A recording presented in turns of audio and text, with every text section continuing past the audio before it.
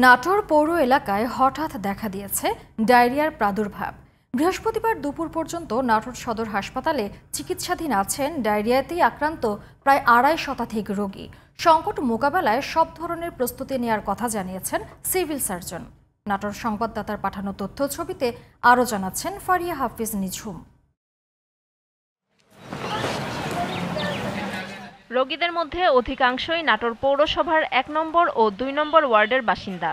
এর মধ্যে ২ নম্বর ওয়ার্ডের কাঁঠালবাড়িয়া, ঝাউতলা বস্তি, উত্তর পটুয়াপাড়া সহ বেশ কয়েকটি এলাকায় ছড়িয়ে পড়েছে পানিবাহিত রোগটি। ডায়রিয়া রোগীর সংখ্যা বৃদ্ধি পাওয়ায় পৌর নাগরিকদের মধ্যে আতঙ্ক ছড়িয়ে পড়েছে। ডায়রিয়া তো পানিবাহিত রোগ, সবাই বলতে পানি খাওয়ার জন্য তো এরকম হয়েছে। ভর্তি হচ্ছে আর সবাই একই সমস্যা ডায়রিয়া, আর যারা ভর্তি হচ্ছে তারা সব একই গ্রাম থেকে বেশি আসতেছে। পৌরসভার সরবরাহ করা পানি ডায়রিয়ার প্রকোপ বাড়িয়েছে বলে অভিযোগ করছে রোগীর স্বজনরা। ফলে পানি সরবরাহ বন্ধ রেখেছে পৌর কর্তৃপক্ষ। আবার সকালবেলা হঠাৎ করে ডায়রিয়া, একই অবস্থা। একই পরিবারে কয়জন অসুস্থ? আমাদের 2 জন, আম্মা আর আমার মেয়ে।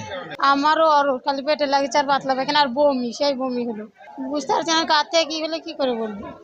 তারপরে আসরে আজানের সময় আমরা এসব 2 জনই ভর্তি হলাম এই সদরে। তবে পানি পরীক্ষা করে কোনো জীবাণু পাওয়া যায়নি বলে জানিয়েছে জনস্বাস্থ্য প্রকৌশল অধিদপ্তরের বগুড়া জোনাল ল্যাব। হঠাৎ করে বিপুল সংখ্যক রোগী ভর্তি হওয়ায় চিকিৎসা সেবা দিতে হিমশিম খাচ্ছেন চিকিৎসক ও নার্সরা। তবে সব ধরনের ব্যবস্থা নেওয়া হয়েছে বলে জানান সিভিল সার্জন। আমাদের হাতে পর্যাপ্ত স্যালাইন, পর্যাপ্ত ঔষধ, চিকিৎসক, নার্স এবং অন্যান্য লোকবল আমরা প্রস্তুত রেখেছি এবং আমরা আশা আছি যে এখানে প্রকোপ একটু কমে আসবে। এ বিষয়ে ফুটানো পানি পান করা এবং পরিষ্কার পরিচ্ছন্নতা মেনে চলার পরামর্শ দিচ্ছেন চিকিৎসকরা। ফারিয়া হাফিজ নিঝুম, জিটিভি নিউজ।